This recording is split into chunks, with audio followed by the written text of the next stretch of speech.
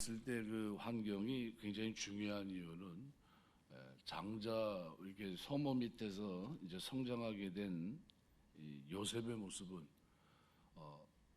잘못한 거를 보면서 컸지만 거기 섞이지 않고 같은 잘못을 범하지 않고 거기서 신앙을 지키는 이런 모습을 갖고 있었습니다.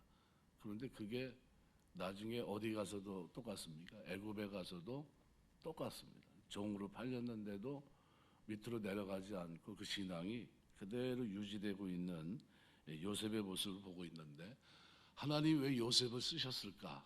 채색 옷을 입혔기 때문에 그를 썼을까? 그거보다는 그가 부모에 대한 효를 행하는 자녀로 이제 올곧게 세워져 있다는 것을 오늘 본문을 통해 볼 수 있습니다. 어떤 일을 시키는데 17살 된, 물론 아이라고도 할 수 있고 이제 소년이라도 할 수 있고 청년이기는 좀 부족한데, 한 100km가 넘는 거리를 가서 형들의 안위를 물어봤고 와라 이렇게 시킨다고 하면 결코 작은 거리가 아닙니다. 헤브론에서 세겜까지의 거리가 한 100km 됩니다. 100km 되는데 그 거리를 100km 정도면 며칠 거리냐면요, 저 군대 생활할 때 100km 행군이 있었습니다. 100km 행군. 초전 3일, 그래가지고 3일 동안 거의 뭐 잠도 제대로 안 재우고 계속 걷는 겁니다. 50분 걷고 10분 쉬고 하는 식으로 가서 밥 먹을 시간 밥 먹고, 그다음에 그거 외에는 잠을 안 재우고 3일 동안 걷는 거리, 그게 이제 100km 지속 행군입니다. 아주 짜증나는, 굉장히 짜증이 나거든요. 서로 신경이 굉장히 날카로워요. 왜요? 잠을 못 자니까요. 그리고 별일이 다 일어납니다. 그런데 이 100km 정도 되는 이 거리를 찾아갔다 생각해 보세요. 그래서 오늘 12절, 13절 보면 아버지 이스라엘이 요셉에게 세겜에서 양을 치고 있는 형들에게 가서 그들의 모습을 보고 오라 그러자 요셉이 내가 그리하겠나이다. 근데 사실 세겜은 어떤 곳입니까? 누나 디나가 강간을 당했고, 그저 또 레위를 통해서 어떻게 해요? 거짓 언약을 맺고 죽였고, 그리고 베델로 올라가는 결정적인 역할을 했지만 거기하고는 앙금이 있는 곳이에요. 그래서 세겜 사람들에게 보복하고 그들을 죽였던 곳이기 때문에 사실은 야곱이 뭘 고민하고 있습니까? 혹시 다른 문제는 없는가? 잘 있냐? 이거 좀 보고 싶었던 겁니다. 그래서 이 원수의 지역이고 위험한 지역이고, 혹시 지난날의 일들을 잊지 않고 만일 보복하려고 한다면 이거 아주 무방비 상태일 텐데 라는 겁니다. 그래서 아주 잔인한 살인극이 있었던 세겜에, 그래서 아버지는 형들의 안부가 궁금했고요. 그래서 이것을 알아보기 위해서 요셉을 보냅니다. 아버지 이스라엘과 요셉이 현재 있는 헤브론에서 세겜까지는 거의 100km 정도 됩니다. 그래서 날짐승들이 많은 광야를 통과해야 되고 자기를 미워하는 형들이 있는 곳까지, 가만히 생각해 보세요. 순종할 수 있겠습니까?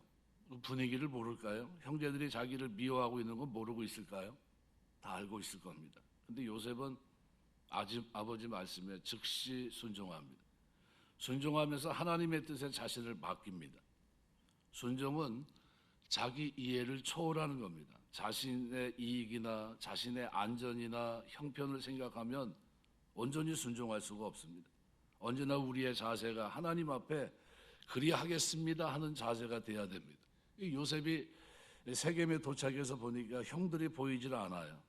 형들을 찾아 빨리 그래야 집으로 돌아갈 텐데 형들을 찾지 못하고 들에서 방황하고 있는데, 어떤 사람이 그에게 와서 물어봅니다. 뭘 하느냐, 뭘 찾느냐 물어봐요. 그랬더니 내가 양치는 곳을, 내 형들을 찾으러 왔는데 양치는 곳을 내가 잘 모르겠습니다. 그런데 그들이 여기서 떠났다. 내가 그들의 말을 들으니까 도단으로 간다고 하더라 하면서 그 사람이 가르쳐줘요. 세겜에서 도단까지는 한 15마일 정도 또 가야 됩니다. 북쪽으로 올라갑니다. 그래서 요셉은 도단까지 가서 거기 형제를 만납니다. 순종이 뭡니까? 라고 질문한다면 끝까지 목적을 이루는 거예요. 그러니까 어렵거나 힘이 들거나 못하는 것 때문에 중간에 포기하면 그것은 순종이 아니겠죠. 예수님의 십자가에서 순종한 한 사람의 순종으로 모든 사람이 죄인 되었던 것을 풀어버리십니다. 끝까지 죽기까지 순종하셨거든요. 그러니까 아브라함이 하나님께서 독자 이삭을 바치라고 요구할 때 3일길을 갑니다. 쉽게 말하면 3일길 정도면 굉장히 긴 거리라고 보시면 됩니다. 그런데 망설이지 않고 그 길을 걸어갑니다. 모든 걸 준비해 갖고 갔습니다. 재물이 없어요. 아들과의 대화 속에서 왜 아버지 재물이 없죠? 이렇게 물어봅니다. 하나님이 준비하실 거다. 그러면서 올라갑니다. 아들을 망설이지 않고 묻고 그리고 칼로 내리치려고 할 때 비로소 하나님께서 아브라함아 내 아들에게 손대지 말아라. 내가 이제야 내가 나 경외하는 줄 알겠다 그랬습니다. 뭐 한 거죠? 순종하는 아브라함을 하나님 받으셨던 거예요. 다시는 시험하지 않습니다. 뭘 확인했기 때문이죠? 순종하는 것. 내 말을 지키는 것을 확인했던 겁니다. 옛날 어느 마을에 망령이 된 아버지가 있었는데요. 이 아버지가 아들에게 이렇게 말합니다. 아들아 우리에서 소를 몰고 나오너라. 아들이 예 알겠습니다. 그리고 소를 몰고 나왔습니다. 그런데 이게 아버지가 그 소를 지붕에 올리거라 이렇게 얘기합니다. 우스꽝스러운 얘기잖아요. 소를 지붕에 올린다는 것은 정상적이지 못하잖아요. 그런데 아들이 예 그리고 아들은 그 소를 지붕으로 올리기 위해서 사다리를 놓고 뭐 갖은 쇼를 하고 있는 겁니다. 그러니까 이 모습을 보고 망령된 아버지는 뒤에서 낄낄대고 웃고 있는 거예요. 우스꽝스럽다는 거예요. 어떻게 소를 지붕에 올리려고 그러고 있느냐는 겁니다. 시키기는 본인이 시켜놓고. 그런데 마침 이 우스꽝스러운 모습을 암행어사가 보게 됩니다. 그리고 이 광경을 지켜보고는 마음속으로 암행어사가 감탄을 합니다. 저렇게 부모 말에 순종하는 아들이 이 조선 천지에 어디 있냐는 거예요. 그래서 암행어사는 즉시 임금님께 이 사실을 말씀드리고 나라에서는 이 아들에게 높은 벼슬을 줬다는 이야기가 있습니다. 옛날 어른들은 부모가 부르면 머뭇거리지 말고 즉시 대답하고 만약 입에 음식물이 있으면 뱉고서라도 즉시 대답하라고 가르치셨습니다. 이 말이 요즘은 통용될까요? 좀 기다리세요. 내가 밥 먹고 있잖아요. 그럴 것 같아요. 요즘은 완전히 세상이 뒤바뀌었습니다. 애들이 밥 먹는데 부모가 기다려야 돼요. 다 먹을 때까지 기다렸다. 내가 너하고 좀 얘기 좀 하려고 이렇게 됩니다. 요즘은 이게 잘 통하지 않아요. 부모가 잠깐 한번 먹던 거 그만두고 얼른 와서 무슨 일이시죠? 이렇게 해야 되는데 그러지 않습니다. 순종은 즉시입니다. 요한복음 2장에 가나 혼인잔치 이야기가 나오는데 혼인잔치 중에 포도주가 떨어진다. 그 당시에는요 가문의 명예가 걸린 게 이겁니다. 혼인잔치. 일주일 동안 포도주가 떨어지는 것은 두고두고 가문의 수치예요. 그러니까 이거 굉장히 큰 일이죠. 그래서 예수님 어머니가 하인들에게 말합니다. 예수께서 너에게 무슨 말씀을 하시든지 그대로 하라. 주님께서는 하인들에게 말씀합니다. 포도주 항아리에 물을 채우라. 그죠? 정결 예시로 되어 있는 돌 항아리에 물을 채웁니다. 왜냐하면 이 돌 항아리는 유대인들이 생각할 때 도자기로 만든 그것은 부정하다고 생각했어요. 그러니까 돌 항아리에 물을 갖다 부으라고 했는데 그런데 아이들이 즉각 순종을 합니다. 이제는 떠다 연화정에 갖다 줘라 그럽니다. 이거 다 순종해야 될 일이거든요. 만일 그것을 그 제대로 된 그 돌 항아리가 얼마 정도 되는지 깊이가 얼마나 되는지를 안다면 깜짝 놀랄 겁니다. 기진맥진할 정도로 물을 갖다 퍼서 채웠어야 되는 그 정도의 많은 양입니다. 그러니까 굉장히 힘든 거죠. 하인들이 볼 때는 아니 정결법으로 손을 닦는 그 돌 항아리에 왜 갖다 물을 아구까지 채우라고 할까? 그 말로 진짜 세상 말로 발바닥에 땀 나는 일이에요. 엄청나게 힘들었을 겁니다. 그런데 갑자기 또 다른 얘기를 합니다. 뭐라고 얘기해요? 포도주 대신에 물을 준 걸 뻔히 알고 있는데 연회장에 떠다 줘라 이렇게 얘기해요. 이거 순종할 수 있을까요? 자기들은 뻔히 알고 있거든요. 이게 뭔지 아잖아요. 아구까지 물로 채워진 그거를 가지고 떠다가 주라고 하는데 떴을 때 포도주였을까요? 아니 물이었을까요? 저는 물이었을 거라고 생각합니다. 그런데 갖다 놓으니까 가는 중에 변하든지 먹을 때 포도주가 된 거예요. 깜짝 놀랐을 겁니다. 연회장에서는. 어떻게 이런 일이 있을까? 맛본 사람들이 얘기를 합니다. 아니 어떻게 잔치를 하면 좋은 포도주를 나중에 먼저 내놓고 나중에는 안 좋은 거로 주는 게 통상적인 건데 여기는 처음에 먹은 포도주도 괜찮았는데 뒤에 거는 세상 말로 기가 막힌 맛이라는 거죠. 그러니까 사람마다 좋은 포도주를 내고 후에는 낮은 것을 내는데, 근데 지금까지 너희는 좋은 포도주를 두었도다 하면서 연회장이 깜짝 놀랍니다. 근데 이 맛에 대해서 어디서 난 거냐 잘 모릅니다. 그런데 누구나 안다고요? 순종했던 물떠온 하인들은 알더라, 이렇게 기록합니다. 여러분, 우리 순종이 하나님의 은혜 속에서 주어지는 축복인 줄 믿습니다. 내가 순종한다는 것이 너무나 아름다운 거예요. 아시스의 성 프란시스, 당대 유명한 성자가, 근데 그의 제자가 되는 것은 모든 사람들의 소원이었습니다. 어느 날 두 사람이 제자가 되고 싶다고 이 프란시스를 찾아와요.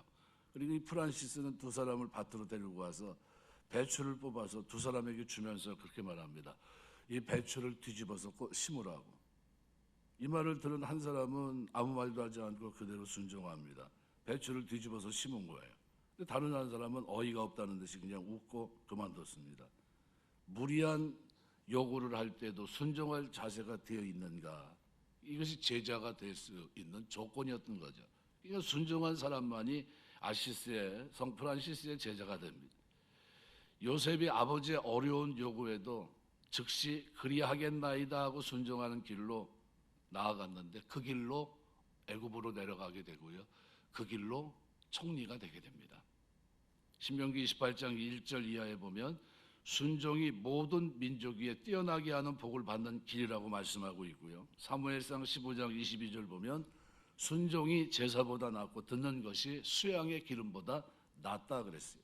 우리 신앙생활 하면서 순종, 이거 좀 깊이 생각해 보셔야 돼요. 나는 하나님 말씀 앞에 순종할 생각을 가지고 신앙생활 하는가?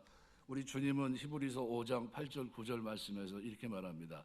그가 아들이시면서도 받으신 고난으로 순종함을 배워서 온전하게 되셨은즉 자기에게 순종하는 모든 자에게 영원한 구원의 근원이 되시고 그랬습니다. 아들이시면서도 받으신 고난으로 순종함을 배워서 온전하게 되셨다. 이게 예수님이에요.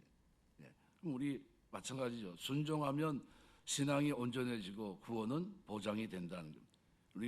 우리가 순종하는 삶으로 하나님의 복을 받고 누리게 되시길 주의 이름으로 축원합니다. 그래서 성도는 부모를 공경하고 그 부모에게 순종해야 됩니다. 세겜에서 양떼를 치고 있는 형들의 안보를 알아오라는 이 명령, 100km나 떨어진 곳입니다. 그런데 17살 소년이 혼자 가기는 위험한 길인데 요셉이 가지 않겠다고 했다면 종이나 다른 사람을 시켰을 겁니다. 그런데 순종하고 그 기쁜 마음을 가지고 아버지의 마음을 헤아리니까, 아버지가 형들을 걱정하는구나, 이 마음을 헤아리니까요, 그냥 순종하고 갑니다. 그런 요셉을 하나님이 들어 쓰셨던 거예요.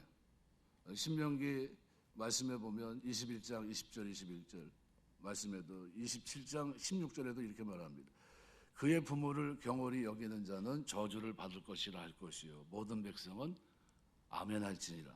잠언 23장 22절에도 너를 낳은 아비에게 청정하고 내 늙은 어미를 경히 여기지 말지니라 그랬습니다. 예배서 6장 1절부터 3절 자녀들아 주 안에 내 부모에게 순종하라. 이것이 옳으니라. 이것이 약속 있는 첫 계명이라 그랬어요. 우리가 땅에서 잘 되고 장수하려면 뭐 가르치셔야 됩니까? 공부 잘 가르치고 대학원 뭐 박사학위 따고 그러면 효도합니까? 아니에요. 효를 가르치셔야 됩니다. 부모 받은 은혜에 대해 갚을 줄 아는 사람으로 가르치셔야 됩니다. 야곱에 대한 요셉의 순종은 하나님에 대한 그리스도의 순종을 예표합니다. 철저하게 아버지 명령에 순종한 요셉의 모습은 비록 하나님의 가장 사랑하는 독생자여 제2위 하나님이실지라도 성부 하나님께 철저히 순종하며 종의 몸을 입고 이 땅에 오셔서 우리에 대한 하나님의 사랑을 완성하신 예수 그리스도를 예표하고 있습니다. 요셉이 야곱에 대한 철저한 순종의 결과로 고난의 과정을 거쳐서 애굽의 총리가 되고 이를 통해 자신과 가족과 온 애굽인을 비롯한 애굽 인근에 사는 많은 사람들의 생명을 건져내게 된 일은 예수 그리스도께서 성부 하나님께 철저하게 순종해서 십자가에 죽으셨다가 다시 부활하심으로 온 인류를 구원하실 것을 뚜렷하게 예표하고 있는 겁니다. 오늘날 하나님께서 성도들에게 예수 그리스도의 정인으로 땅끝까지로 복음을 전하라고 하는 말씀, 이 명령을 주셨습니다. 우리는 이 명령에 순종하셔야 됩니다. 해도 되고 안 해도 되고가 아니에요. 가서 모든 족속으로 제자를 삼아 아버지와 아들과 성령의 이름으로 세를 주고 내가 너에게 분부한 모든 것을 가르쳐 지키게 하라. 볼지어다 내가 세상 끝날까지 너희와 항상 함께 있으리라. 우리가 살아가면서 해야 될 이 주님이 우리에게 지상 명령, 이건 놓치면 안 됩니다. 로마서 말씀에 보면 5장 19절 말씀에 이렇게 표현합니다. 한 사람이 순종하지 아니함으로 많은 사람이 죄인 될 것 같이 한 사람이 순종하심으로 많은 사람이 의인이 되리라 그랬습니다. 우리 주님이 순종의 길을 걸으셨어요. 그래서 오늘 우리가 구원받고 하나님의 자녀로 아버지 부르면서 나갑니다. 오늘 우리가 순종할 뿐만 아니라 주 영광에 살아가는 동안 우리는 그리스도를 닮는 순종의 사람이 되어야 됩니다. 에베소 6장 6절 능가리 많아야 사람을 기쁘게 하는 자처럼 하지 말고 그리스도의 종들처럼 마음으로 하나님의 뜻을 행하라 그랬습니다. 말씀을 맺겠습니다. 오늘 요셉을 왜 하나님이 쓰셨을까? 그 많은 12형제 가운데 하나님이 그를 쓴 이유가 있다면 채색 옷을 입었기 때문이 아니라 그것보다는 그가 부모의 효를 행할 수 아는 그런 자녀였기 때문입니다. 그런데 놀랍게도 하나님은 하나님의 선택이 틀리지 않았습니다. 그는 어느 곳에 가든지 자기 어머니 스라에서 제대로 양육을 받지 못했지만 채색 옷을 입고 아버지 훈계를 받았습니다. 어떻게 가르쳤을까요? 야곱이 자기 인생이 내가 뭐 때문에 실패했는지를 자기가 알고 있거든요. 그래서 철저하게 정직하게 사는 거 가르쳤을 겁니다. 어때요? 하나님 앞에서 하는 거 배운 겁니다. 그 앞에서. 그리고 형제들의 잘못된 걸 보면서도 어떻게 해요? 아버지 말씀을 잊지 않았던 거예요. 구별된 삶을 어려서부터 살아낸 겁니다. 그리고 순종하는 아들이 됐을 때 이 마침내 하나님이 쓸만한 그 때가 됐을 때 하나님은 그에게 꿈들을 보여주시고요. 그리고 그 꿈을 알게 하신 하나님은 그를 애굽으로 보냅니다. 그는 그곳에 가서도 어떤 사람일까요? 아버지가 얘기한 그대로 순종하는 사람일 뿐만 아니라 말씀을 지키는 사람으로 살아낼 수 있는 능력, 이 연단을 받은 이 누구의 모습입니까?